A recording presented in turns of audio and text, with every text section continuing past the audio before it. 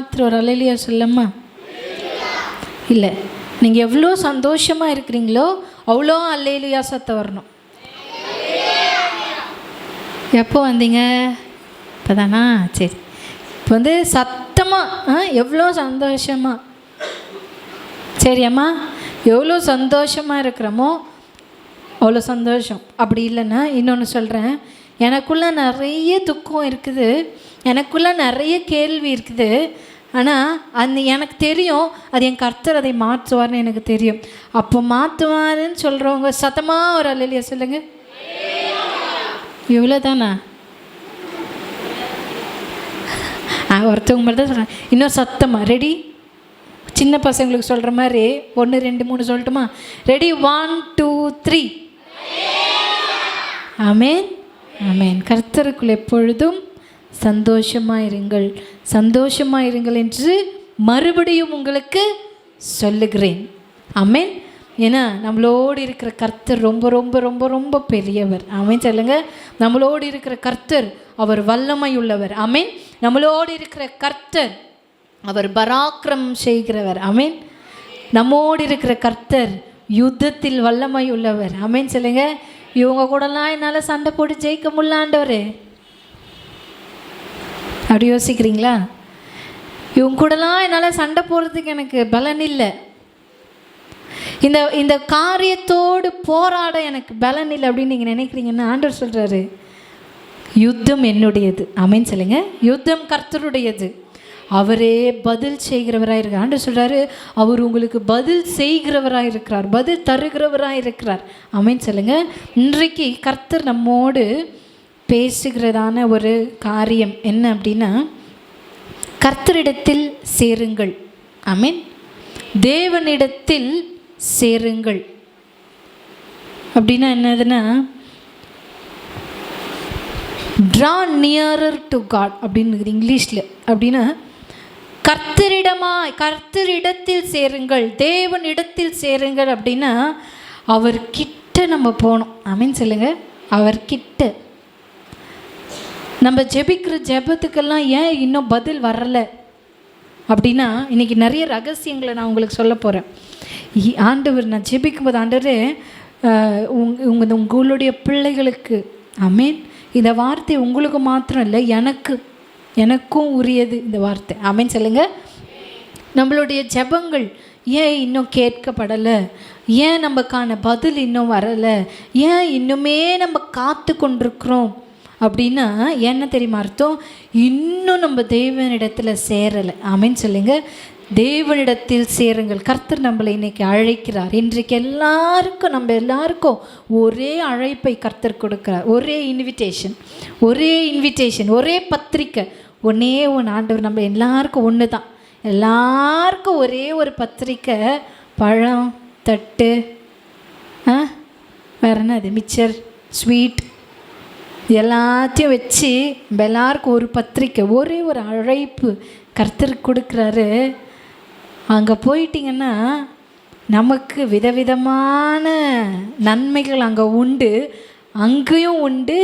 அவர்கிட்ட போயிட்டோன்னா விதவிதமான நன்மைகள் பூமியிலையும் நம்மளுக்கு உண்டு. கர்த்தர் நம்மளை இன்னைக்கு அவரிடமாய் சேரும்படி நம்மளை அழைக்கிறார். ஆமீன் சொல்லுங்க. முதலாவது காரியம் நம்ம வாசிக்கலாம். 58வது ஏசாயா 58:1. சத்தமிட்டு கூப்பிடு போதும். அப்புறம் என்னது? அடக்கி கொள்ளாதே, எக்காலத்தை போல் உன் சத்தத்தை உயர்த்தி. இன்னைக்கு நம்ம எல்லாருமே இந்த வசனத்தை வாசிக்கலாமா? நம்ம எல்லாருமே படிக்கலாம், நம்ம எல்லாரும் படிக்கலாம். சத்தமிட்டு கூப்பிடு. சத்தமே இல்லாமல் சொல்கிறீங்க பாருங்க. ஏங்க வசனங்க சத்தமே இதில் ஆண்டவர் சொல்கிறாரு சத்தமிட்டு இதில் தெரிதா நம்ம எவ்வளோ தூரத்தில் இருக்கிறோன்னு? இப்போ தெரியுதா உங்களுக்கு? இப்போ சொல்லுங்கள், யாரெல்லாம் ஆண்டவர் கிட்ட இருக்கிறீங்களோ அவங்க மட்டும் சொல்லுங்கள்.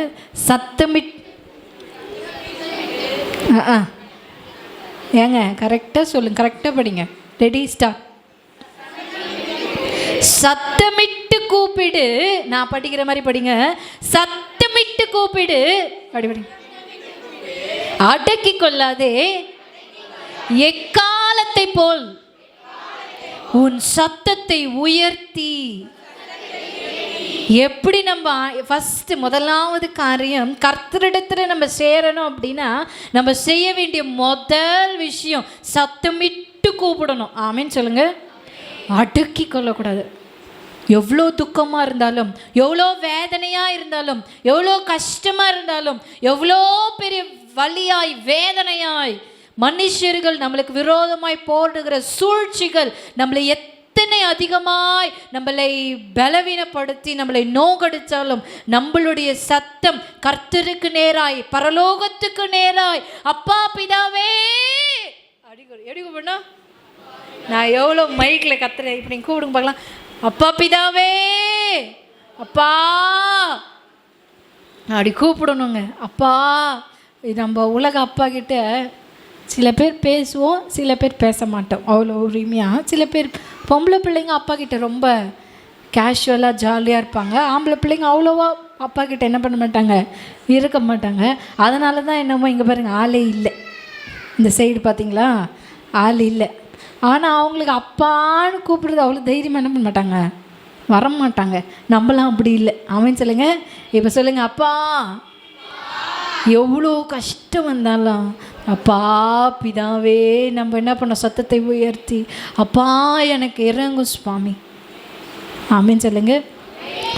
எவ்வளோ விஷயம், எவ்வளோ ப்ராப்ளம் வந்தாலும் நம்ம சொல்ல வேண்டியது அவருடைய சமூகத்துக்கு ஓடி போய் அவருடைய பாதத்தில் அமர்ந்து அவருடைய பாதத்தில் உட்கார்ந்து, ஆண்டவரே அப்பா அப்படின்னு சத்தமிட்டு அவரை கூப்பிட்ட மாத்திரத்திலே அவர் உங்கள் அருகாமையில் வந்து நிற்பார். ஆமேன்னு சொல்லுங்க. முழங்கால் படிட்டு ஜெபம் செய்வோம். ஆண்டவரே, இப்போ முட்டி போடக்கூடாது. இல்லை, நீங்கள் பண்ணுறதை நான் சொல்கிறேன். சரிதான். முழங்கால் படிட்டு, ஆண்டவரே ஜெபம் எங்களை அளவுக்கு அதிகமாக நேசிக்கிற நல்ல தகப்பனே உமக்கு நன்றி. ஆசீர்வதியும், குடும்பத்தை ஆசீர்வதியும், பிள்ளைகளை ஆசீர்வதிங்க. இது ஜெபம். ஆண்டவர் அதை நம்மக்கிட்ட எதிர்பார்க்கல. ஆண்டவர் நம்மகிட்ட எதை எதிர்பார்க்குறாருன்னு அவர் சமூகத்தில் உட்கார்ந்து எத்தனை பாரத்தோடு உங்கள் இருதயம் இருக்குதோ அத்தனை பாரத்தோடு அவர் பாதத்தில் அமர்ந்து அவர் மடியில் சாய்ந்து அவருடைய தோல் மேலே சாய்ந்து அவரை அணைத்து. அவன் சொல்லுங்க. எத்தனை பேருக்கு இந்த அனுபவம் இருக்குது? ரகசியம் என்ன தெரியுமாங்க? இந்த அனுபவம் இருக்கிறவங்க அழமாட்டாங்க. ஆமீன். இந்த அனுபவம் இருக்கிறவங்க புலம்ப மாட்டாங்க. இந்த அனுபவம் இருக்கிறவங்க எப்பேற்பட்ட பிரச்சனையாக இருந்தாலும் வியாதியாக இருந்தாலும் தட்டி விட்டு போயிட்டே இருப்பாங்க. ஏன் தெரியுமா? அவங்க சார்ந்து இருக்கிறது தேவனுடைய தோளின் மீது. ஆமீன் சொல்லுங்க.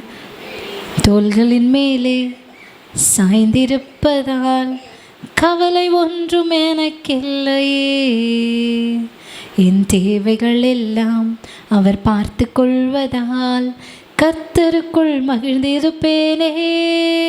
பாருங்க. தோள்களின் மேலே நான் சாய்ந்திருப்பதால் கவலை ஒன்றும் எனக்கில்லையே, தேவைகள் எல்லாம் அவர் பார்த்து கொள்வதால் கர்த்தருக்குள் மகிழ்ந்திருப்பேனே. யெகோவாயீரே என்ற தேவன் தேவைகள் யாம் சந்திப்பீரே. யெகோவா ராஃபா என்ற தேவன் என்னாலும் சுகம் தருவீரே. யெகோவாயீரே என்ற தேவன் தேவைகள் யாம் சந்திப்பீரே. யெகோவா ராஃபா என்ற தேவன் என்னாலும் சுகம் தருவீரே.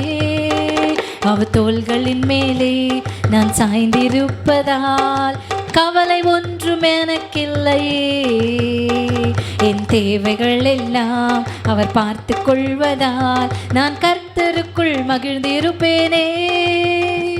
ஆமென். அவர் தோளின் மீது நான் சாய்ந்திருக்கிறேன்னா என் கவலையை சொல்ல மனுஷன்கிட்ட போக மாட்டேன். ஆமென். உங்களுக்கு இன்னொன்று சொல்லட்டுமா?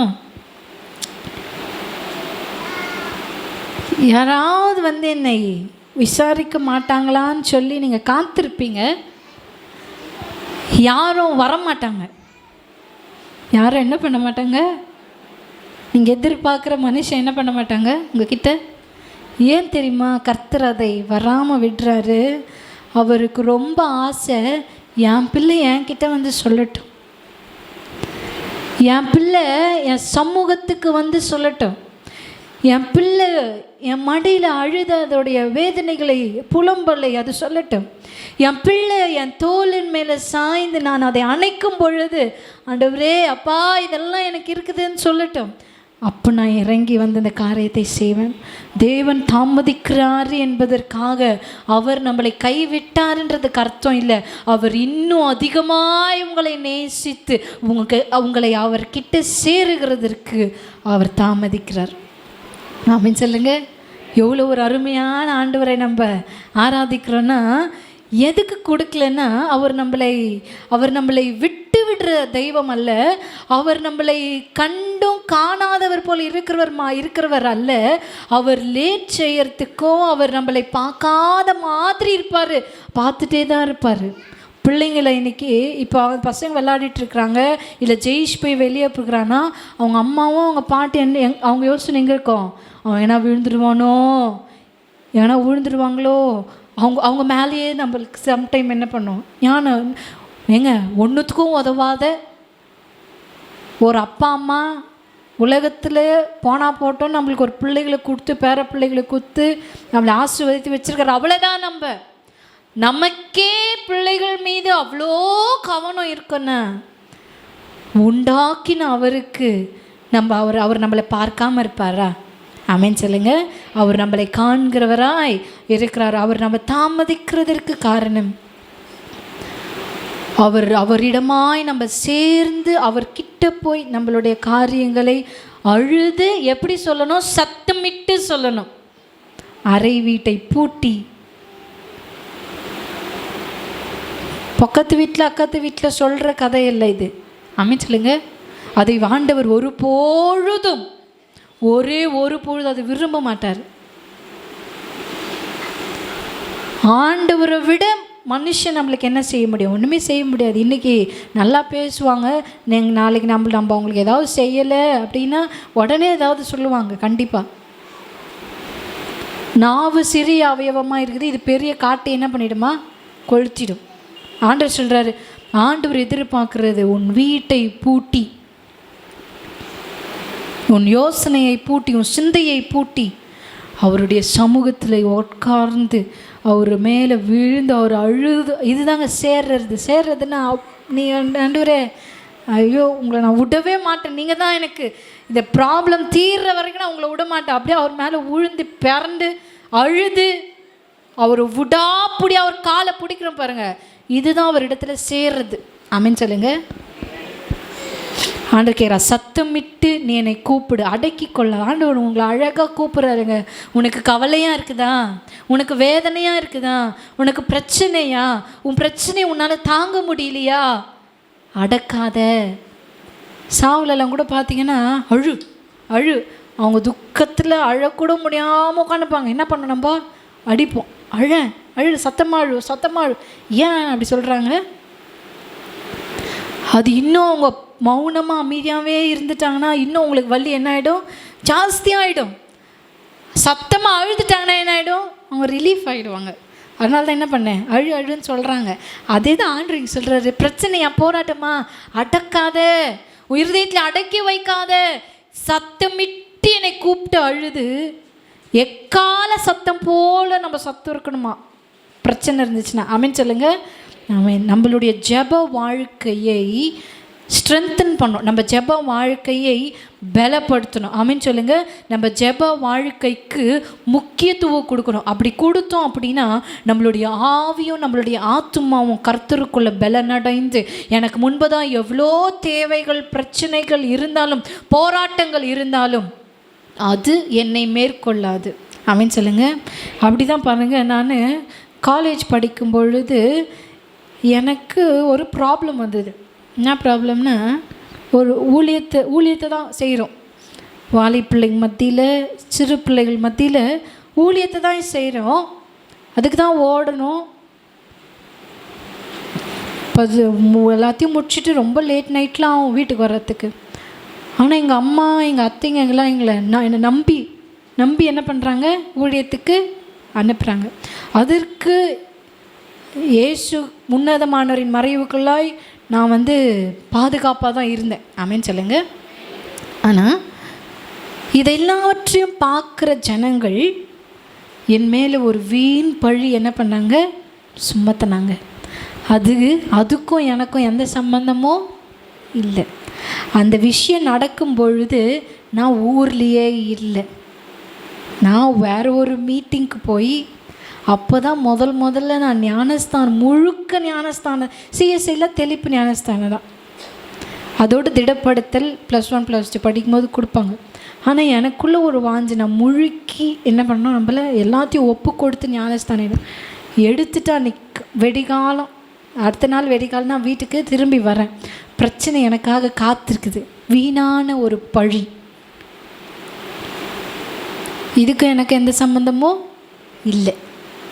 அது யாருக்கு மட்டும்தான் தெரியும்னா எனக்கும் ஆண்டவருக்கு மட்டும்தாங்க தெரியும். வேறு யாருக்குமே என்ன பண்ணாது, தெரியாது. கூட இருந்த ரொம்ப எனக்கு க்ளோஸாக இருந்த ஒரு சில அக்காங்களுக்கு அண்ணாங்களுக்கு மட்டும்தான் என்னை நம்பினாங்க, என்னை என் கூட நின்னாங்க. ஆனால் வேறு அவங்க அப்போ இந்த இப்படியாப்பட்ட பழி ஒரு பெண்ணுக்கு சொல்லக்கூடாத ஒரு பழி. அது ஒரு பெண்ணுக்கு சொல்லக்கூடாத ஒரு பழி. ஒரு வாலிப பிள்ளைக்கு சொல்லக்கூடாத ஒரு பழி என் மீது சுமத்தப்பட்டது. நான் எனக்கு எப்போவுமே ஒரு ஜெபம் ஒரு செய்கிற ஒரு இடம் இருக்கும். எங்கன்னா மொட்டை மாடி, அதாவது அந்த ஏணி ஏறி தான் மொட்டை மாடியில் அது வெறும் டேங்க்கு மட்டும்தான் இருக்கும் பாருங்கள், அந்த மாதிரி இடம். என்னை தவிர அந்த இடத்துக்கு வேறு யாரும் வீட்டில் இருக்கிறவங்களாம் என்ன பண்ண முடியாது, அந்த கம்பியில் ஏற முடியாது. நான் மட்டும்தான் ஏறி போய், இவ்வளோண்டு தான் கேப் இருக்கும், நான் மட்டும்தான் அது உள்ளே போய் அந்த ஷீட்டுக்கு நடுவில் ஒரு கேப்பு, அந்த ஷீட்டுக்கு உள்ளே போயிட்டு அந்த மாடியில் போயிட்டு ஜோம் பண்ணுற இடம். காலையிலையும் ஜோம் பண்ணுவேன், நைட்டு ஜோம் பண்ணுவேன். எங்காவது நான் வெளியே போனோம் அப்படின்னா, எவ்வளோ வெயிலாக இருந்தாலும் மழையாக இருந்தாலும் அந்த இடத்துக்கு போகாமல் நான் என்ன பண்ண மாட்டேன், வெளியே வர மாட்டேன். அந்த இடத்துக்கு போயிட்டு அந்த நேரமே இந்த பழியை காதில் கேட்ட உடனே அந்த நேரமே மேலே எப்படி தான் அந்த கம்பியில் அவ்வளோ ஃபாஸ்ட்டாக ஏறினேன்னு இப்போ கூட நான் நினச்சி பார்க்குறேன், எனக்கு தெரியல. அவ்வளோ வேகமாக நான் ஏறி போயிட்டு அந்த முட்டி போடுற இடத்துல அன்றே சமூகத்தில் உட்காந்து சத்தமாக அழுதேன். ஆமீன். சத்தமாக என்ன பண்ணேன், அழுதேன். யாருக்கும் கேட்காது, அவ்வளோ மேலேருந்து யாருக்காவது கேட்குமா, யாருக்கும் கேட்காது. சத்தமாக அழுதேன். நான் சொன்னேன், ஒரு பிள்ளை ஒரு அப்பா கிட்டே எப்படி கேட்கும், அது மாதிரி நான் கேட்டேன், நீங்கள் இங்கே வாங்க, நீங்கள் என்ன பண்ணுங்க, இங்கே வாங்க ஆண்டவரே, என் பக்கத்தில் என்ன பண்ணுங்க, உட்காருங்க, நான் உங்கள் மடியில் படுக்கணும், நான் அழணும், நான் உங்களை கட்டி அணைக்கணும், ஏன்னா எனக்கு இது தாங்க முடியல, இப்படியாப்பட்ட பழி எனக்கு என் மேலே சுமத்தி இருக்கிறாங்க, நான் எனக்கு எதுக்கும் சம்மந்தமே இல்லாத ஒரு பழியை நான் சுமந்திருக்கிறேனே, எனக்கு இதில் உங்களுக்கு மட்டும்தான் தெரியும். ஆமீன் சொல்லுங்கள். நான் எப்படி இந்த ஊழியத்தில் எல்லாருக்கூடும் போனேன் வந்தன்றதெல்லாம் யாருக்கு மட்டும்தான் தெரியும், உங்களுக்கு மட்டும்தான் ஆண்டவரே தெரியும். எனக்கு அப்பத்துலேருந்தேங்க எனக்கு ஒரு எப்பவுமே நான் காலையில் எழும்பி ஜெபம் பண்ண, ஆண்டவரே நான் ஊழியம் செய்கிற இடத்துலேருந்து எனக்கு மாப்பிள்ளை என்ன பண்ணக்கூடாது, யாரும் வந்து என்ன கேட்கக்கூடாது. ஏன்னா நம்ம போய் ஊழியம் செஞ்சதுக்கு என்ன ஆகிடும், அர்த்தமே அப்போவே ஆண்டவர் எனக்கு ஞானத்தை கொடுத்தாரு. அப்போ எனக்கு ஆண்டவர் சொன்னார், நீ இதுவரைக்கும் பார்த்திராத ஒருத்தர் தான் உன்னை தேடி என்ன பண்ணுவாங்க, வருவாங்க. அதை நான் பிடிச்சி நான் ஜோம் பண்ணினே இருந்தேன். அப்போது பாருங்கள், இதெல்லாம் பிசாசு எனக்கு கொடுக்குறான்னு சொல்லி தெரிஞ்சிச்சு. நான் போய் ஆண்டவரே அதை நான் அப்படியே உணர்ந்தேன். அவர் மடியில் நான் சாயறது, அவர் தோல் மேலே சாயறது, அவரை கட்டி அணைச்சி அவர் என்னமே இது கையை போடுறது, அவர் என் கண்ணீரை துடைக்கிறது. அதுக்கப்புறமா நான் அதை ரொம்ப நேரம் அழுது ஜோம் அப்படி நான் எப்படி முட்டி போட்டுனுக்கிறனோ அவர் என் பக்கத்தில் அப்படியே முட்டி போட்டுனுக்கிறார். ஆமீன் சொல்லுங்க. அவர் நிற்கலை,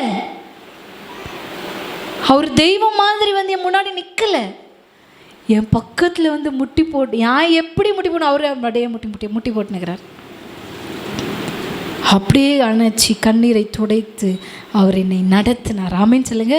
முடிவு என்ன தெரியுமா நடந்தது, எந்த ஊழியத்தில் எந்த இடத்துல என் பேரை கெடுத்தாங்களோ, யார் என் பேரை கெடுத்தாங்களோ, கெடுக்கணும்னு நினச்சி இப்படியாப்பட்ட பழியை என் மீது சுமத்துனாங்களோ, இது ஒரு பெரிய ப்ராப்ளமாக ஆச்சோ, அதே இடத்துல கர்த்தர் என்னை சாட்சியாய் நிறுத்தினார். ஆமேன் சொல்லுங்க. அதே ஊழியத்தின் மேகசினில் கர்த்தரின் சாட்சியை கொண்டு வந்தார். அதே இடத்துல அதே இடத்துல வாலிப பிள்ளைங்க மத்தியில் ஊழியத்தை கர்த்தர் எனக்கு கொடுத்தார். அதே இடத்துல திருமணமாய் வார அந்த ஸ்டேஜ் வரைக்குமே நான் உள்ளதாக இருந்தேன். திருமணம் ஆன பிறகு தான் வந்தேன். திருப்பி என்ன தெரியுமா கர்த்தர் பண்ணார்? திருமணமாகி நாங்கள் 2 பேருமா அதே இடத்துல போய் ஊழியத்தை செய்தோம். ஆமேன்னு சொல்லுங்கள். கர்த்தர் எப்படியாப்பட்டவர்னா நம்மளை அப்படியே விட்டுற மாட்டார். அவர் நம்மளை அதே இடத்துக்கு சாட்சியாக கொண்டு போய் நிறுத்துவார். ஆமேன்னு சொல்லுங்க.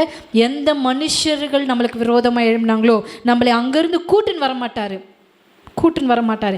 அதே இடத்துல நம்மளை நிற்க வைத்து நம்மளுக்கு முன்பாக அவர் இருக்கிறார் என்பதை அவர் நிரூபித்து தான் அந்த இடத்துல நம்மளை கூட்டு வருவார். ஆமேன்னு சொல்லுங்க. கர்த்தர் இதை எனக்கு செய்தார்னா உங்களுக்கும் செய்ய அவர் வல்லமையுள்ளவராய் இருக்கிறார். அப்போ நம்ம செய்ய வேண்டிய ஒன்று, கர்த்தரிடமாய் சேர்ந்து சத்தமிட்டு அழுது அடக்கி கொள்ளாதபடிக்கு அவருடைய தோள்களின் மீது அவர் மேலே விழுந்து அழுது சத்தமிட்டு அவரை கூப்பிடும் பொழுது நம்மளுடைய ஆவி ஆத்துமாவை கர்த்தர் பலப்படுத்துகிறவராய் இருக்கிறார். 2வது காரியம், கர்த்தரை தேடி அவர் வழியை அறிந்து கொள்ளுங்கள். 58வது ஏசாயா 58 2வது வசனத்தை நம்ம வாசிக்கலாம்.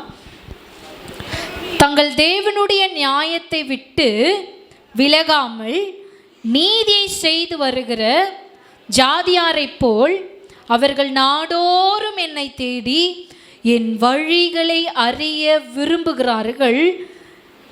நீதி நியாயங்களை என்னிடத்தில் விசாரித்து தேவனிடத்தில் சேர விரும்புகிறார்கள்.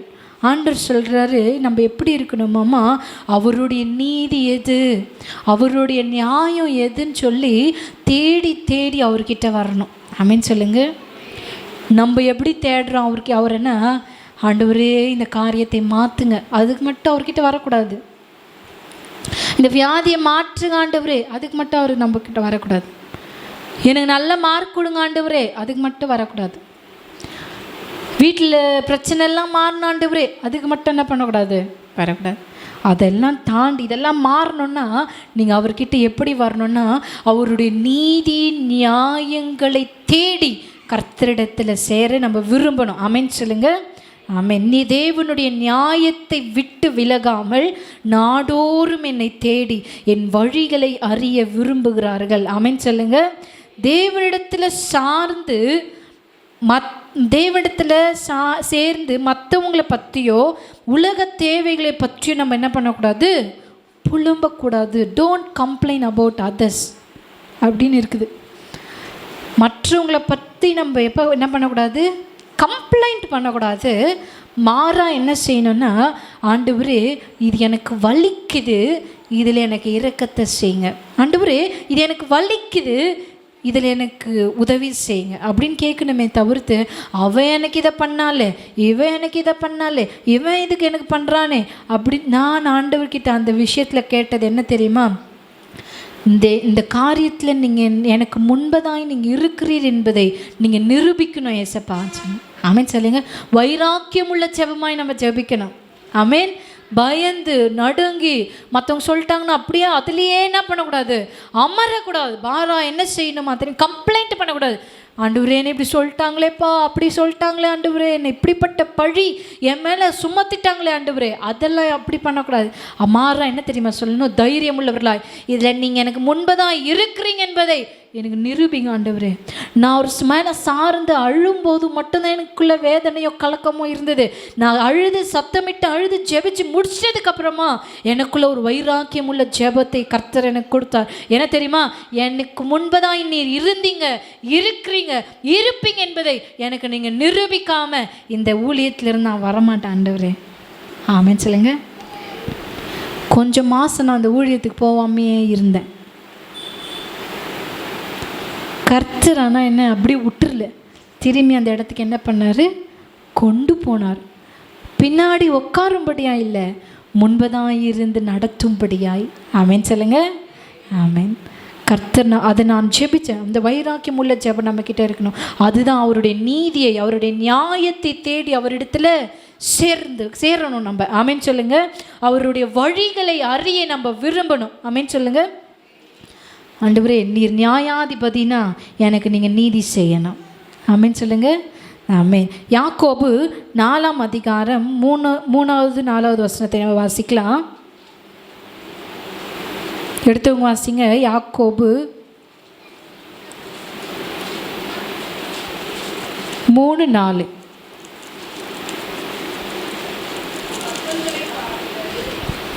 யாக்கோபு 3:4. சாரி 4. யாக்கோபு 4:3-4. நீங்கள் விண்ணப்பம் பண்ணியும் உங்கள் இச்சைகளை நிறைவேற்றும்படி செலவழிக்க வேண்டும் என்று தகாத விதமாய் விண்ணப்பம் பண்ணுகிறபடியினால் பெற்றுக்கொள்ளாமல் இருக்கிறீர்கள். விபச்சாரரே, விபச்சாரிகளே, உலக சிநேகம் தேவனுக்கு விரோதமான பகை என்று அறியீர்களா? ஆகையால் உலகத்துக்கு சிநேகிதனாயிருக்க விரும்புகிறவன் தேவனுக்கு பகைஞனாயிருக்கிறான். ஆமென். இன்னைக்கு நம்ம தேவனிடத்தில் சேரும் பொழுது அவர்கிட்ட பண்ணுகிற விண்ணப்பம் எப்படியாப்பட்டதுன்னா இருக்குன்னா, உலகத்துக்கு ஒத்து இருக்குது. அப்படியா இல்லாமல் கர்த்தர் நம்மக்கிட்ட எப்படியாப்பட்ட விண்ணப்பத்தை எதிர்பார்க்குறேன்னா, ஆண்டவரே உம்முடைய நீதியை நான் செய்யணும், உம்முடைய நியாயத்தின்படி நான் நடக்கணும், உம்முடைய வார்த்தையின்படி நான் நடக்கணும், உம்முடைய சித்தத்தை நான் என்ன பண்ணணும், என் குடும்பமாக உம்முடைய சித்தத்தை நான் செய்யணும், என் பிள்ளைகளுடைய வாழ்க்கையில் உம்முடைய சித்தம் நிறைவேறணும், என்னுடைய வாழ்க்கையில் எதிர்காலத்தில் உம்முடைய சித்தம் நிறைவேறணும், உம்முடைய நீதி நியாயம் என் குடும்பத்தில் விளங்கணும் ஆண்டவரே அப்படின்னு ஜெபிக்கிற ஜெபமாக இருக்கணும்.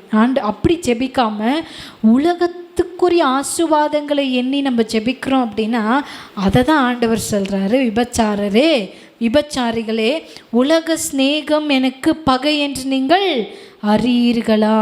எனக்கு விரோதமான பகை. எனக்கு சிநேகிதனாக இருக்க விரும்புகிறவன், உலகத்துக்கு சிநேகிதனாக இருக்க விரும்புகிறவன் தேவனுக்கு பகைஞனாக இருக்கிறான். நான் உங்களுக்கு சொல்கிறேன், நம்மளுடைய குடும்பத்துலேயும் நமக்கும் ஒரு ஆசீர்வாதம் நடக்கணும் அப்படின்னா நம்ம செய்ய வேண்டிய ஒரு விஷயம், உம்முடைய நீதி நியாயம் உம்முடைய சித்தத்தை செய்ய எனக்கு உதவி செய்யுங்க ஆண்டவரேன்னு ஜெபிக்கணும். ஆமென் சொல்லுங்க. ஒரு சில நாட்களாக இப்படி நான் ஜெபிக்கிறேன். எப்படின்னா, ஆண்டவரே எனக்கு ஏதோ ஒரு நல்ல வேலை கிடைத்து, ₹1,00,000 சம்பளத்துக்குரிய வேலை எனக்கு கிடைத்து, அந்த வேலை நிமித்தமாய் உங்கள் அன்பை விட்டு நான் பிரிந்து போவேன் அப்படின்னா, அந்த வேலை நிமித்தமாய் உங்களுடைய ஊழியத்தை விட்டு நான் பிரிந்து போவேன் அப்படின்னா, அப்படியாப்பட்ட வேலை எனக்கு என்ன பண்ணாதீங்க, கொடுக்காதீங்க ஆண்டவரே. ஏதோ ஒரு ஆசீர்வாதம் நீங்கள் எனக்கு கொடுக்கறது நிமித்தமாய் நான் உங்களை விட்டு நான் பிரிவேன்னா நிரந்தரமாக சர்ச்சை விட்டு பிரியதில்லை. அந்த விஷயத்து நிமித்தமாய் ஆண்டவருக்கு நான் கொடுக்க வேண்டிய நேரத்தையும் கனத்தையும் என்னால் கொடுக்க முடியாமல் போயிடும்னா அந்த ஆசீர்வாதத்தை எனக்கு என்ன பண்ணாதீங்க, கொடுக்காதீங்க ஆண்டவரே.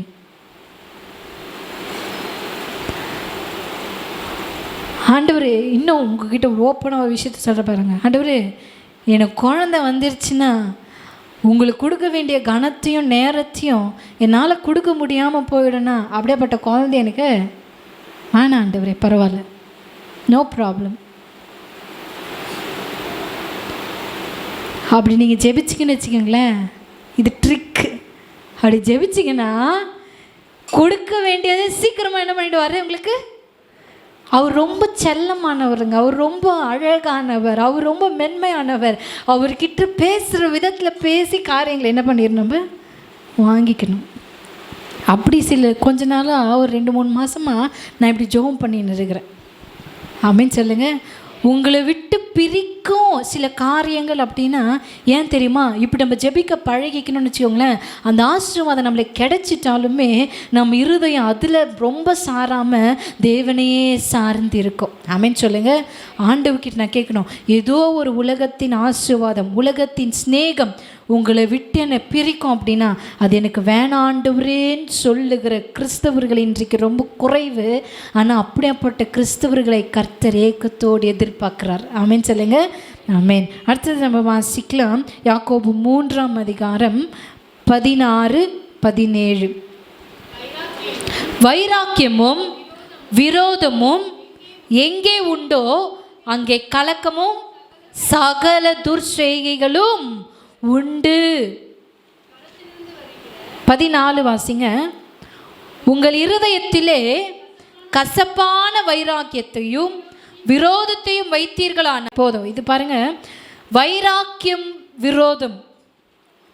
எந்த ஒரு இடத்துல, எந்த ஒரு குடும்பத்தில், எந்த ஒரு ரிலேஷன்ஷிப் நடுவில், அது நண்பர்களுக்கு நடுவில் இருக்கலாம், கணவன் மனைவிக்கு நடுவில் இருக்கலாம், பிள்ளைகள் பெற்றோருக்கு நடுவில் இருக்கலாம், பிள்ளைகளுக்கு நடுவில் இருக்கலாம், வேலை செய்கிற இடங்கள்ல இருக்கலாம், சபை இருக்கலாம். சபைக்கு போதகருக்கும் மக்களுக்கும் உள்ள இருக்கிற எப்படியாப்பட்ட உறவுகளாக இருந்தாலும் எந்த ஒரு இடத்துல வைராக்கியமும் அது என்னது விரோதமும் இருக்குதோ அந்த இடத்துல கண்டிப்பாக கலகமும் துர்ச்செய்கையும் இருக்கும். கலகத்தையும் துர்ச்செய்கையும் கர்த்தர் அருவருக்கிறார், கர்த்தர் அதை வெறுக்கிறார். ஆமென் சொல்லுங்க. கூடுமான வரைக்கும் இப்படியாப்பட்ட நான் சொன்ன இவ்வளோ விஷயங்களில் நீங்கள் ஒப்புரவாகிடணும். நீங்கள் ஒப்புரவாகலை அப்படின்னா கலகம் குடும்பத்தாக இருந்தாலும் சபையாக இருந்தாலும் எப்படியாப்பட்ட உறவுகள் மத்தியிலும் அந்த கலகம் இருந்துகிட்டே தான் இருக்கும். ஆமென் சொல்லுங்க. காரியங்களை கர்த்தர் பார்த்து கொள்வார். அந்த கலகமும் துர்ச்செய்கையும் நம்ம செய்யாதபடிக்கு அது எப்போ வரும்னா நமக்குள்ளே எப்போ வைராக்கியம் இருக்குதோ, என்னை போய் இப்படி சொல்லிட்டாங்களே, அப்போது நான் என்னை நீங்கள் யோசித்து பாருங்கள். இப்போ உங்களுக்கு இப்போது ஒரு கனமுள்ள உறவுகள், சபை மக்கள்ன்றது ஒரு கனமுள்ள ஊழியம், கனமுள்ள ஒரு உறவு. ஆமென் சொல்லுங்கள். போதகர் மக்கள்ன்றது ஒரு கனமுள்ள உறவு, கணவன் மனைவின்றது ஒரு கனமுள்ள உறவு, பெற்றோர் பிள்ளைகள்ன்றது ஒரு கனமுள்ள உறவு, நண்பர்கள் அப்படின்றது ஒரு கனமுள்ள உறவு.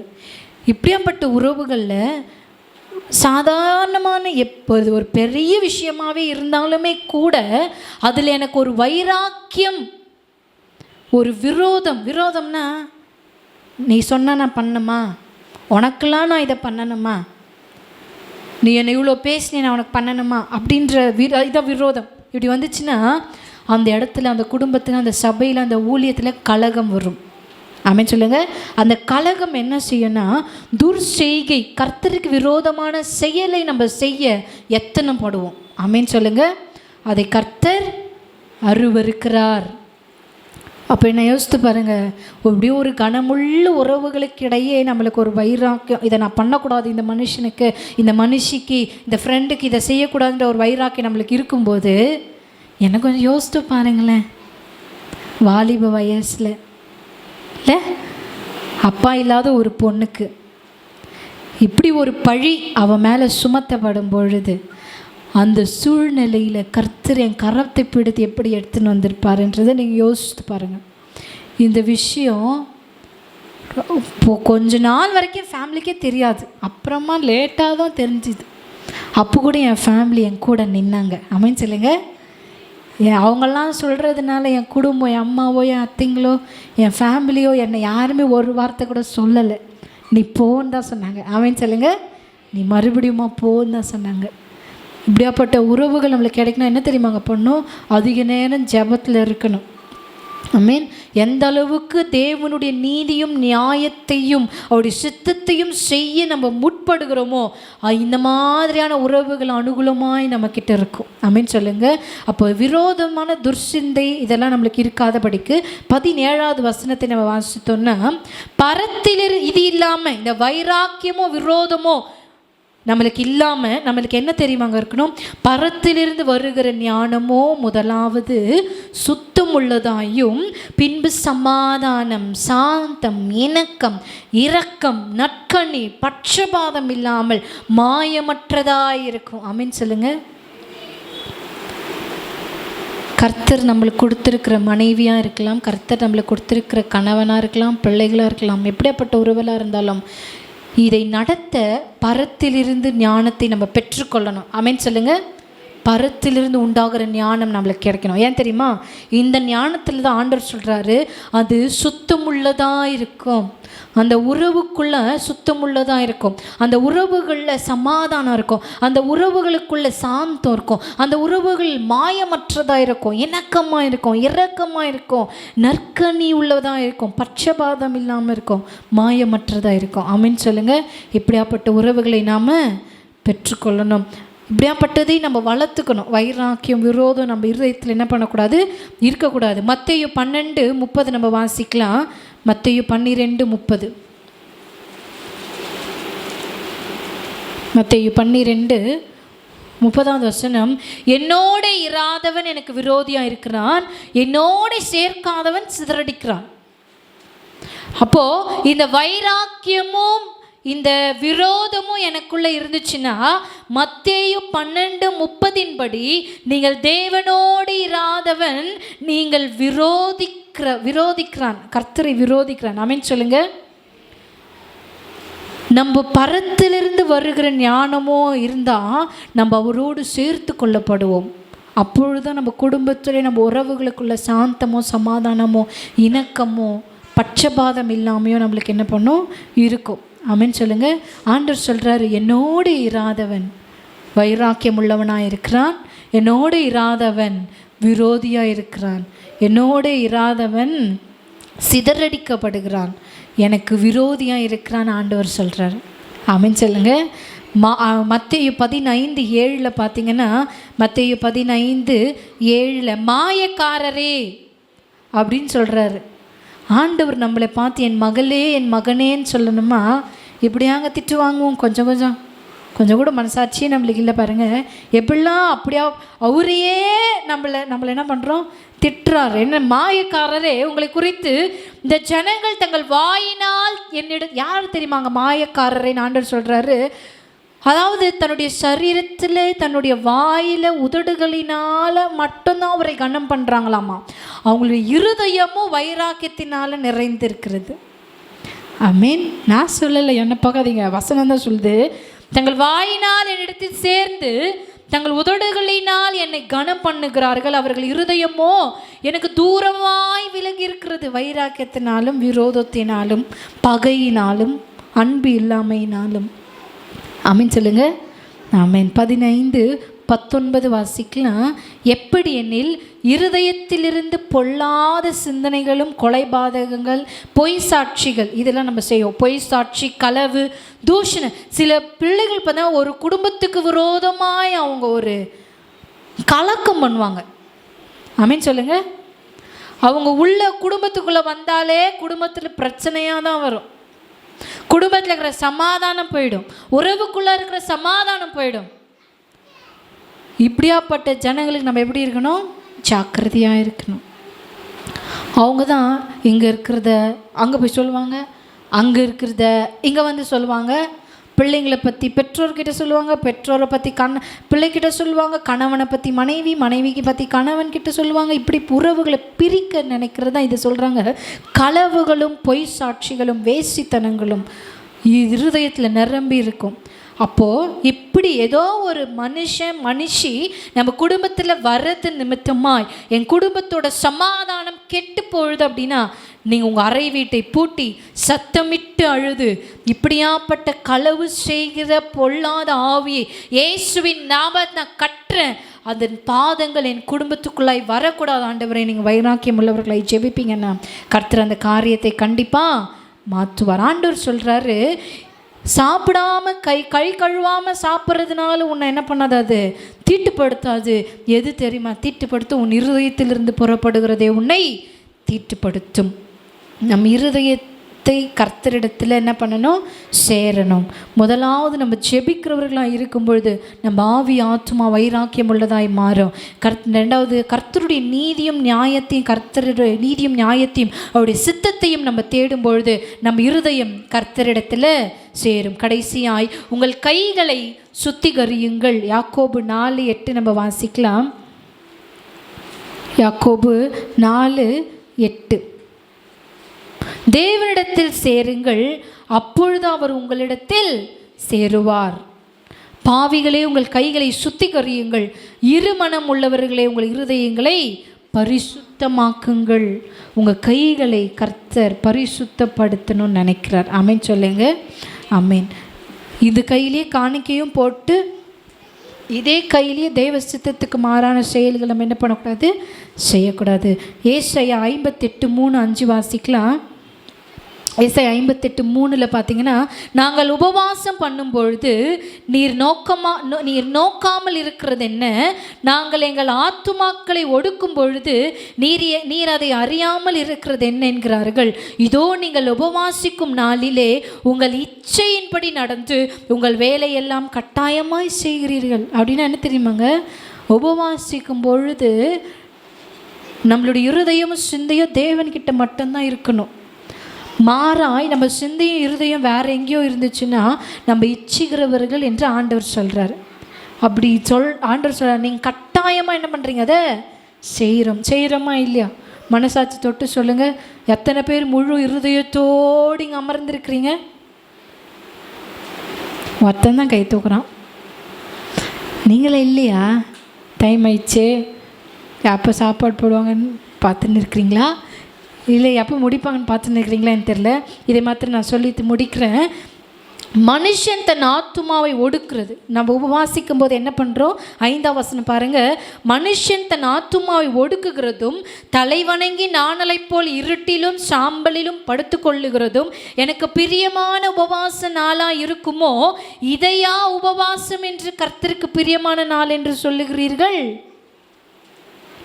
நான் என் சரீரத்தை ஒடுக்கிறதுனால, நான் சாப்பிடாமல் இருக்கிறதுனால, நான் உபவாசித்து ஆலயத்துக்கு நேராக வருகிறதையோ எனக்கு பிரியமான நாள்னு சொல்கிறீங்க அப்படின்னு ஆண்டவர் கேட்குறாரு.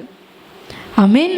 ஆனால் இங்கே பாருங்கள், எதை கர்த்தர் உபவாசம், உண்மையான உபவாசத்தை கர்த்தர் எப்போ தெரியுமாங்க அங்கீகரிப்பார்? 6வது வசனத்தை பார்த்தீங்கன்னா, அக்கிரமத்தின் கட்டுகளை அவிழ்க்கிறதும் நுகத்தடியின் பிணைகளை நெகிழ்கிறதும் நெருக்கப்பட்டிருக்கிறவர்களை விடுதலை ஆக்கி விடுகிறதும் சகல நுகத்தடிகளை உடைத்து போடுகிறதும் பசி உள்ளவனுக்கு ஆகாரம், இதெல்லாம் நம்மளுக்கு தெரியும். சிறுமைப்பட்டவர்களுக்கு வீட்டிலே சேர்த்துக்கொள்க, இதெல்லாம் நம்ம ஆல்ரெடி செய்வோம்.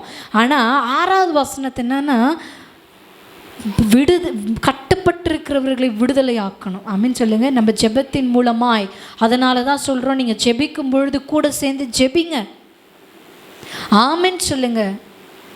இயேசுவின் நாமத்தை சொல்லி கட்டி ஜெபம் பண்ணுங்க. இப்படி கட்டி ஜெபம் பண்ணுவோம், அது விடுதலை ஆக்கப்படும். ஆமீன் சொல்லுங்க. இப்போது இப்படி ஜெபிச்சோன்னா அந்த உபவாசத்தை கர்த்தர் பிரியமாக என்ன பண்ணுவார்? ஏற்றுக்கொள்ளுவார். இப்படி நீங்கள் ஒரு வேளை ஜெபிக்கிறவர்களாக இருப்பீங்கன்னா கர்த்தர் உங்களுக்கு ஆசீர்வாதத்தை கொடுக்குறார். என்ன ஆசீர்வாதம்னா 8வது வசனம், அப்பொழுது விடியற்கால வெளுப்பை போல் உன் வெளிச்சம் எழும்பி உன் சுக வாழ்வு சீக்கிரத்தில் துளிர்த்து உன் நீதி உனக்கு முன்னாலே செல்லும். கர்த்தருடைய மகிமை உன்னை பின்னாலே காக்கும். எனக்கு கர்த்தர் இதை செய்தார். ஆமேன். என்னுடைய நீதியை கர்த்தர் எனக்கு முன்பதாய் நிறுத்தினார். அவருடைய மகிமை எனக்கு பின்னால் என்னை பாதுகாத்தது. ஆமேன் சொல்லுங்க. என்னுடைய சுக வாழ்வை கர்த்தர் துளிர்க்க செய்தார். அவங்க என் சாப்டர் முடிஞ்சிச்சுன்னு நினச்சாங்க. என்ன நினச்சாங்க? என் சாப்டரு அவங்க நினைக்கல. பாவம், அவங்களுமே அறியாமையால் தான் சில காரியங்களை செய்தாங்க. பிசாசு நினச்சா இதோடு நம்ம என்ன பண்ணக்கூடாது, ஒன்றுமே பண்ண முடியாதுன்னு நினச்சான். என் கர்த்தரின் சுக வாழ்வை சீக்கிரமாய் துளிர்க்க செய்தார். கணவன் மனைவியாய் நாங்கள் அதே இடத்துல போய் நிற்க செய்தார். ஆமேன் சொல்லுங்க. ஆமேன். அடுத்து ஒரு வாக்குத்தத்தத்தை கர்த்தர் உங்களுக்கு சொல்கிறாரு. அப்பொழுது நீ கூப்பிடுவாய், அப்பொழுது கர்த்தர் உங்களுக்கு என்ன பண்ணுவார்? மறு உத்தரவு கொடுப்பார். நீ சத்தமிடுவாய், இதோ நான் இருக்கிறேன் என்று சொல்லுவார். நீங்கள் சத்தமிட்டு கர்த்தரை கூப்பிடும் பொழுது உடனே கர்த்தர் உங்களுக்கு அருகாமையில் வந்து நான் இருக்கிற மகளே, நான் இருக்கிற மகனே என்று கர்த்தர் என்ன பண்ணுவார்? சொல்லுவார். 11வது வசனம், கர்த்தர் நித்தமும் உன்னை நடத்தி மகா வறட்சியான காலங்களிலும் உன் ஆத்துமாவை திருப்தியாக்கி உன் எலும்புகளை நினமுள்ளதாக்குவார். நீ நீர் பாய்ச்சலான தோட்டத்தை போலவும் வற்றாத நீரூற்றை போலவும் இருப்பாய். எப்பொழுது? உபவாச நாளை பரிசுத்தமாய் ஆசரிக்கும்போது. அடுத்தது பரிசுத்த நாளை பரிசுத்தமாய் ஓய்வு நாளை பரிசுத்தமாய் ஆசரிக்கணும். ஆண்டவங்க சொல்கிறாரு, என் பரிசுத்த நாளாகிய ஓய்வு நாளிலே உனக்கு இஷ்டமானதை செய்யாதபடி உன் காலை விலக்கி உன் வழிகளின்படி நடவாமலும் உனக்கு இஷ்டமானதை செய்யாமலும் உன் சொந்த பேச்சை பேசாமலும் இருந்து ஓய்வு நாளை மனமகிழ்ச்சியின் நாள் என்றும் கர்த்தருடைய பரிசுத்த நாளை மகிமையுள்ள நாள் என்றும் சொல்லி அதை மகிமையாய் எண்ணுவாயாக. இன்னைக்கு கடமைக்குன்னு ஆலயத்துக்கு என்ன பண்ணக்கூடாது? ஓய்வு நாள் பரிசுத்த நாளை ஆசரிக்க கூடாது.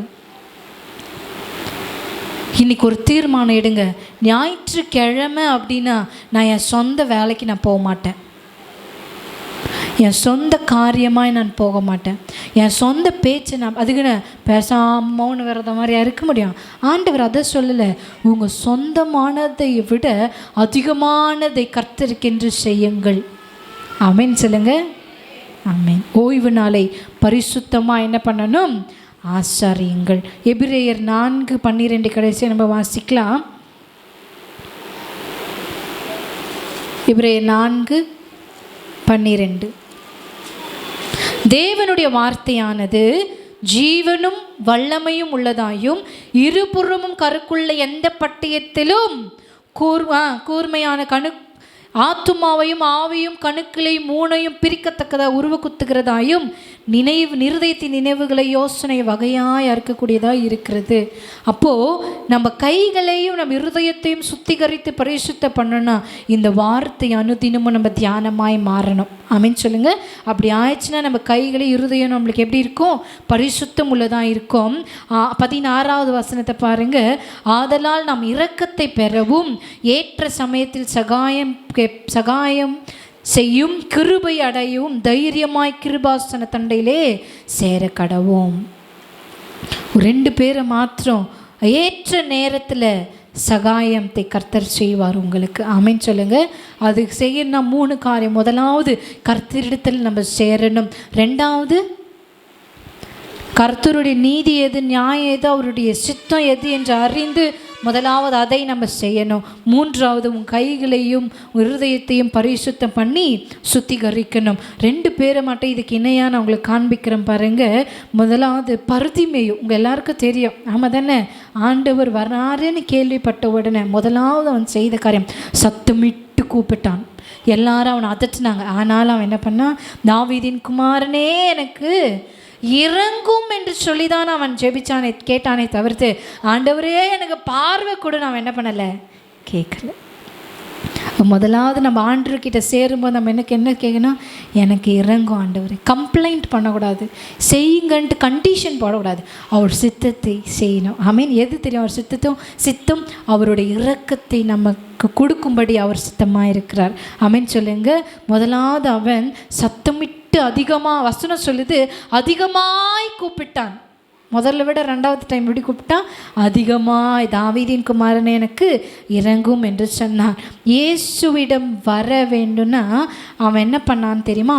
தன்னுடைய மேலங்கே எரிந்து விட்டு வந்தான்.